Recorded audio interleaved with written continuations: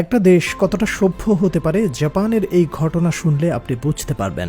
জাপানের হোক্কাইডো অঞ্চলের ছিমছাম একটি গ্রাম কিউশিরাতাকে যাতায়াতের জন্য এই গ্রামে একটা ছোট্ট স্টেশন ছিল, তবে যাত্রীদের ভিড় একেবারে ছিল না বললেই চলে। 2013 সালে জাপান কর্তৃপক্ষ সিদ্ধান্ত নেয় স্টেশনটা বন্ধ করে দেওয়া হবে।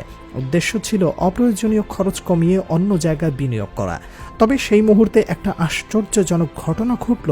জাপান কর্তৃপক্ষ জানতে পারল একটা মেয়ে এখনও এই স্টেশন ব্যবহার করে। সে এই স্টেশন থেকে প্রতিদিন ট্রেনে চড়ে স্কুলে যায়, আবার স্কুল শেষে এই ট্রেনে বাড়ি ফিরে আসে।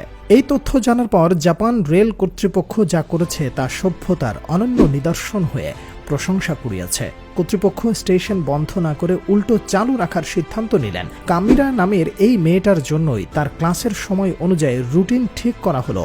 ট্রেন আসবে দিনে 2 বার, সকালে তাকে স্কুলে পৌঁছে দেবে, বিকেলে স্কুল শেষে ফিরিয়ে নিয়ে আসবে বাড়ি। একবার কল্পনা করুন, একটা বিশাল ট্রেন, চালক সহ পুরো স্টাফ, সার্ভিস চালু, শুধু ছাত্রীকে স্কুলে পৌঁছে দিতে ব্যতিব্যস্ত। লাভের চিন্তা নয়, গণতন্ত্র বা সিস্টেমের কথাও নয়, যেন এক নির্মোহ আদর্শ আর মানবিক মূল্যবোধের উজ্জ্বল প্রতিচ্ছবি। কিশোরী কামিরা যখন স্টেশনে দাঁড়িয়ে থাকতো তখন পুরো ট্রেন শুধু তার জন্য থমকে যেত। এটি অনুপ্রেরণার এমন এক নিঃশব্দ যাত্রা যার পেছনে দাঁড়িয়েছিল একটা গোটা রাষ্ট্র ব্যবস্থা। এই ঘটনাটা একসময় বিশ্বজুড়ে ছড়িয়ে পড়ে, প্রশংসায় ভেসে যায় জাপানের রেল কর্তৃপক্ষ। কারণ এতটুকু মানবিকতা, এতটা সহানুভূতি, সেটা আজকের পৃথিবীতে দুর্লভ হয়ে উঠেছে। অথচ জাপানিরা সভ্যতাকে নিয়ে গেছে অনন্য শিখরে। শেষমেশ 2016 সালের মার্চে কামিরা যখন স্কুল থেকে গ্রাজুয়েট করে তখনই বন্ধ হয় স্টেশনটি। ঠিক যেমন প্রতিশ্রুতি ছিল, তোমার স্কুল জীবন শেষ, আমাদের দায়িত্ব শেষ।